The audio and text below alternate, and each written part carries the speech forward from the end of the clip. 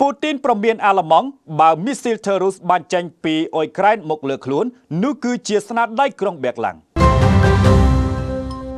លោក Vladimir Putin បានប្រមានខ្លាំងទៅអាល្លឺម៉ង់ថាបើទីក្រុងបេកឡាំងផ្ដល់មីស៊ីល Taurus ឲ្យអ៊ុយក្រែនមែននោះទីក្រុងមូស្គូនឹងចាត់ទុកថាទីក្រុងបេកឡាំងចូលរួមក្នុងចំនួននេះដោយផ្ទាល់ហើយការប្រមានបែបនេះរបស់លោកស្របពេលអាល្លឺម៉ង់បានផ្ដល់មីស៊ីល Taurus ទៅអ៊ុយក្រែនហើយជំនួយនេះដូចជារបៀបកំណត់គោលដៅវាយប្រហាររុស្ស៊ីដូច្នេះបើអ៊ុយក្រែនបាញ់មីស៊ីលមកលើរុស្ស៊ីមែននោះមានន័យថាយោធាអាល្លឺម៉ង់គឺជាអ្នកបាញ់លើរុស្ស៊ីលោកនឹងយកបញ្ហានេះទៅពិភាក្សាជាមួយអធិការបតីអាល្លឺម៉ង់ Friedrich Merz ក្នុងពេលឆាប់ៗនេះមិនមែនជាលើកដំបូងឡើយដែលរុស្ស៊ីប្រមានទៅទីក្រុងបេកឡាំងរឿងមីស៊ីល Taurus ជាក់ស្ដែងកាលពីខែមុនទីក្រុងមូស្គូបានគម្រាមវាយប្រហារប្រទេសអាល្លឺម៉ង់តែម្ដងប្រសិនបើទីក្រុងគៀវពិតជាយកមីស៊ីលនេះទៅបាញ់ចូលទឹកដីរបស់ខ្លួនមែនកាលពីខែឧសភាអធិការបតីអាល្លឺម៉ង់ Friedrich Merz បានបង្ហើបពីការជួយមីស៊ីល Taurus ទៅឲ្យទីក្រុងគៀវប៉ុន្តែលោកបញ្ជាក់ដែរថាទ័ពអ៊ុយក្រែនត្រូវការពេលច្រើនខែទៀតដើម្បីរៀនបាញ់ការដែលរុស្ស៊ីមានការព្រួយបារម្ភ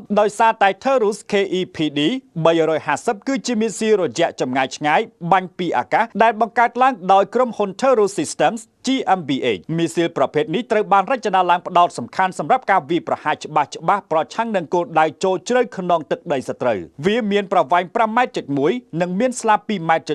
ទម្ងន់ 1400 គីឡូក្រាមអាចបំពាក់ក្បាលគ្រាប់ផ្ទុះពីដំណាក់ Mephisto ទម្ងន់